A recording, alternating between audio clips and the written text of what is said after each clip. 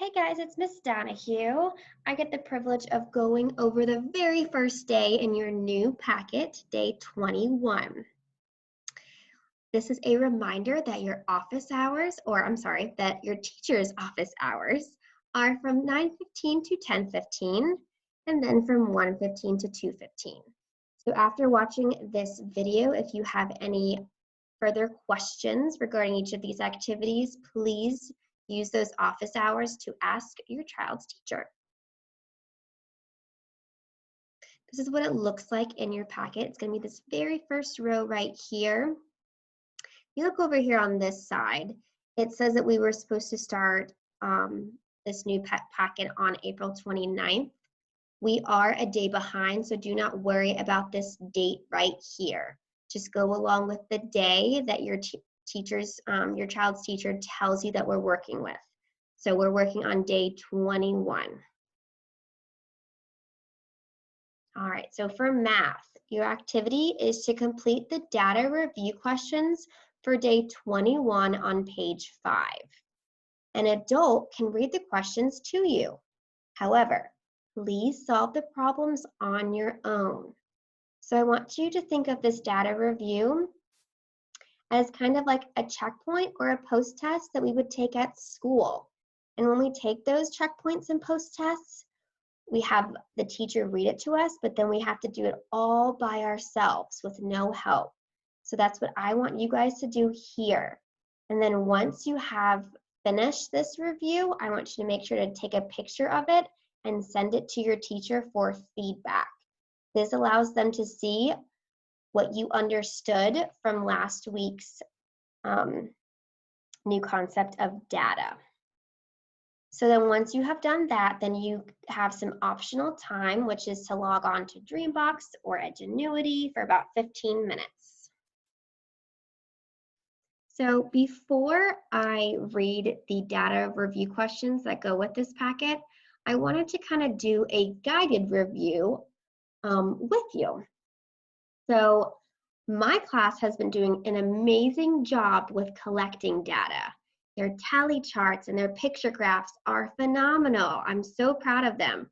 And then I also heard from the other first grade teachers that you guys are also amazing data collectors. We are all so impressed.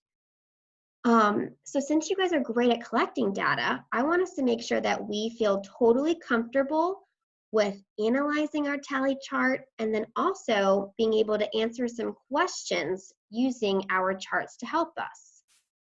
So over here is a tally chart, as you can see, and the data that was collected was asking students their favorite zoo animal. So they had 3 options: koala, tiger, and monkey, and they had to choose one of these. So let's go ahead and let's look and see how many students actually liked each of these animals. This is where we're going to be analyzing our tally charts. So let's look at koala first. I can see here that this is a group of 5, so I'm going to put 5 in my head and count on. 5, 6, 7, 8. So we've got 8 students that like koalas. All right, now let's look at tiger. Got my group of 5 here, so I'm going to say 5, 6, 7. So 7 students like tigers. And let's look at monkey. Got a group of 5 here, so only 5 students like monkeys. So if we look at our tally chart here, and after we figure out how many students liked each of the animals, we could see based off of this that koala was the favorite and that monkey was the least favorite. I personally probably would have chosen monkey. They're so cute. All right, so now that we've analyzed our tally chart, now let's answer these questions using our tally chart. So question number 1 says, how many students answered the survey? Which means that how many students altogether answered this question. And the way we can find that out is that we can either count all of the tally marks on our chart, or we can add these 3 numbers together. And that goes with a unit that we've already learned, which was adding three numbers. So what we could do first is we could add 8 and 7 together, which equals 15. And then we could say 15 plus 5, that equals 20. So 20 students answered this survey. What was their favorite zoo animal? All right, let's look at question number 2. Which animal do students like most? Which means which animal was the favorite? Which one has the most amount of tally marks? And that was koala.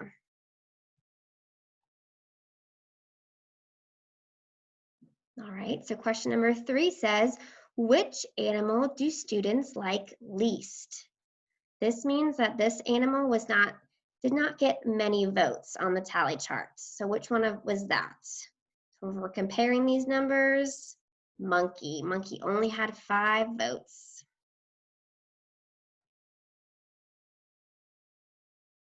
All right, so let's look at question number 4. How many more students liked koalas than tigers? So, guys, this is a special question. This question is a compare question. And how I know it's a compare question, because it has this special phrase right here. How many more? So these 3 words right here let me know that I'm going to be comparing something. So in this problem, I'm going to be comparing how many students liked koalas than tigers. And when we compare, we always subtract. So what I can do is I can set up a subtraction equation. So I know that 8 students liked koalas and 7 students liked tigers. So this is what my equation will look like. And then now I solve it. 8 minus 7 equals 1. So how many more students liked koalas than tigers? 1 more. All right, let's go to question number 5. How many fewer students liked monkeys than tigers? This is another compare problem. And I know that because of this phrase right here. How many fewer? And we're comparing how many fewer students liked monkeys than tigers. So again, when we compare, we always subtract. So I can set up my subtraction equation like this. So tigers is going to be first because that's the larger number. So we're going to say 7 minus 5 equals blank. So if I have 7 and I take 5 away, my answer is 2. So 2 fewer students liked monkeys than tigers. All right, guys. So hopefully by going over this with you, first analyzing the tally chart, the data that was collected, and then going over how to complete these questions is going to help you now do this data review on your packet by yourself. I am going to read the questions to you, so you can stop, you can go ahead and take out your packet and get yourselves ready with a pencil and go to page 5 in your packet, or you can just listen and then have mom and dad read it to you later. Up to you.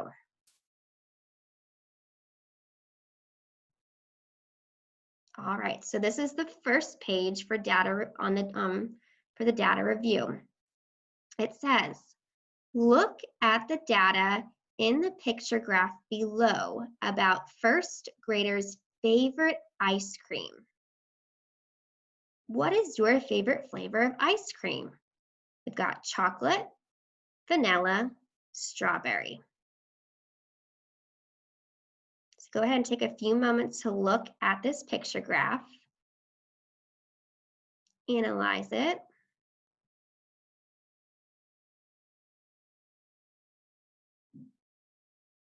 All right, so the first question says, how many first graders responded to the survey?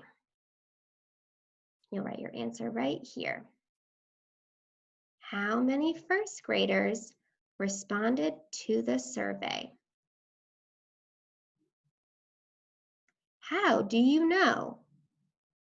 And explain your answer here on the line. If you have to go below down here, that is totally fine. But you're telling me how you know how many first graders responded to the survey.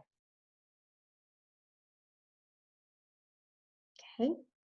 How many more students liked vanilla than strawberry?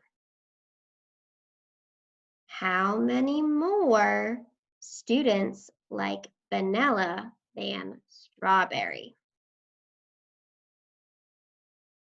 How many fewer students like chocolate than vanilla? How many fewer students like chocolate than vanilla?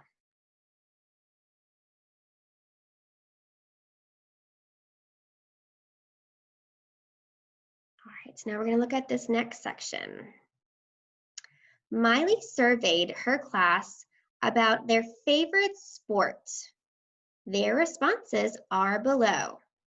So this is the sport. We've got basketball, soccer, baseball, and this is the number of students. So basketball has 3 students, soccer 16, baseball 11. Which sport do students like most? Write your answer on the line. Which sport do students like least?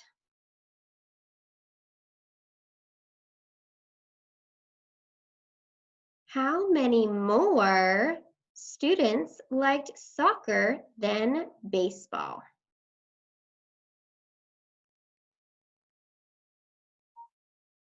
How many fewer students liked basketball than baseball? How do you know?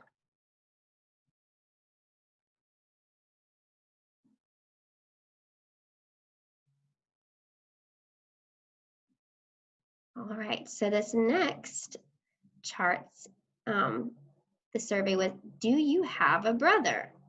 Students in a grade 1 class answered the question, do you have a brother?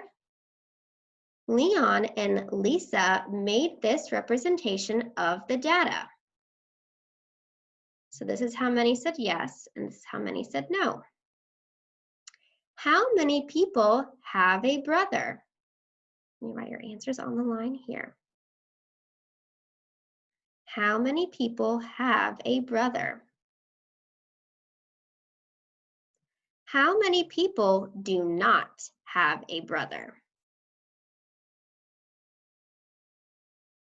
How many people do not have a brother?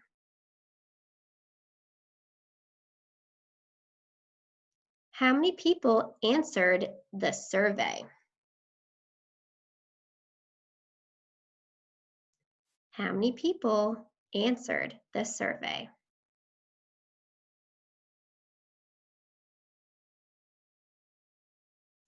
Students in another first grade class answered the question, do you have blue eyes, brown eyes, or green eyes? Rosa and Steve made this representation of the data. How many people answered the survey? Write your answers on the line over here. How many people answered the survey? How many students have blue eyes? How many students have blue eyes? How many students have brown eyes?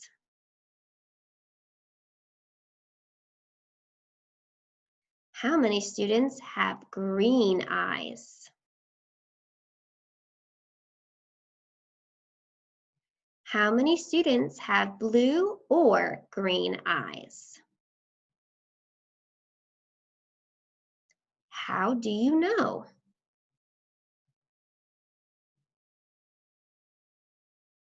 So once you have finished your data review, make sure that you take a picture of it and you send it to your teacher for some feedback.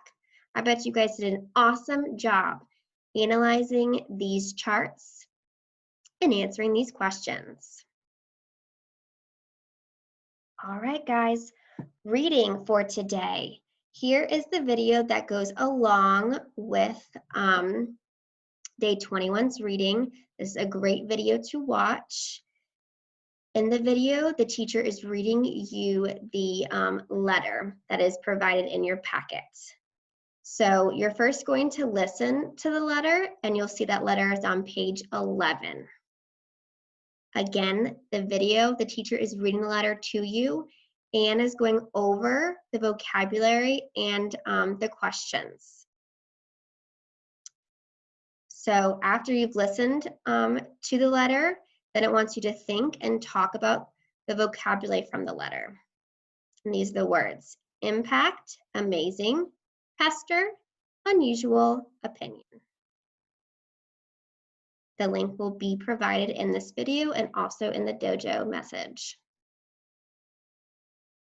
All right, so after you have read the story and you have talked about it, you're going to write and draw about your opinion. What is the most amazing bird you have ever learned about and why? And you're going to do this on page 11. So an opinion is what you think. So it's not what your friends think or what your sister thinks or what your brothers think. It is about what you think. So it is what you think is the most amazing bird that you have learned about. So think about all the birds that we learned about in school, or maybe there's some birds that you knew about even before our unit on birds. And you're going to answer these questions. So the first one says, which bird do you think is the most amazing bird? And this is going to be your sentence starter. I think the most amazing bird is a blank. So I write the name of the bird at the end of the sentence. And then the second question says, why is this bird so amazing? And this is your sentence starter. This bird is so amazing because, and then you'll fill it in with all the reasons why you love this bird. Again, this is your opinion of what is the most amazing bird. So if you need to, this is a great time for you to pause this video so that you can go ahead and write down these sentence starters. All right, so for word work, here is the video that goes with it. It's a great video teaching you our new skill for cycle 20. So after you have watched the video and learned about the new skill, then you're going to do the color it activity. This is where you're going to write the words from the cycle 20 word list. Use a colored pencil or marker or a crayon, anything that you have, and you're going to trace the letters that make the sound. So we're learning about ER, IR, and UR this week. So these are more bossy R words. And you'll find the word list on page 18. Here's an example of what you could do in your notebook. So you can make another tree map for bossy R, and your sections would be ER, IR, and UR. And so all the words that have ER, you'll put under ER. IR, you'll put here. UR, you'll put here. And then after you've sorted them, then you can go over with a highlighter, pencil, colored pencil, crayon, marker, anything, and underline, circle those parts in the word. So again, this is just an option. You know how we love to do thinking maps at school. So it helps us organize our brain, and a tree map is a great way to organize the different bossy R words. All right, and then for social studies, This topic is on goods. Goods are things that are made or grown that you can buy to satisfy wants and needs. Some goods are made like clothes and cars. Other goods are grown like fruits and flowers. So your activity for today is to divide a piece of paper into 2 sections. In the first section, you're going to draw and label 5 goods that are made. So in the first section, you're going to draw and label 5 goods that are made. And then in the next section, you're going to draw and label 5 goods that are grown. And then you're going to share your work with someone in your house. And this is also just an optional enrichment activity that will be linked into this video. Here is an example of another of how we can incorporate thinking maps with this activity just to organize our brain. So the title of your tree map would be goods, and then your 2 sections would be made and grown. And then you'd have your pictures. So all of your things, your 5 options for made would be drawn here and then labeled. So my example was a picture. I got a doll, and then I labeled it doll. And then something that I thought of that was grown were my favorite flowers, which were tulips. So this is just an option of how you can organize this activity. If you didn't want to fold your paper, if you couldn't fold your paper because it was inside of your notebook, you could use a tree map for this activity. All right, and then you'll end the day with a fun special area activity. Do not forget to stop in between each subject area and do a brain break. Maybe walk around your house, do some exercises, get some water, maybe get a healthy snack, and then get back to work. I hope everybody has an amazing day completing day 21. And again, if you have any questions after this video, please go to your teacher's office hours and they'll be happy to help you with it. Thanks, guys.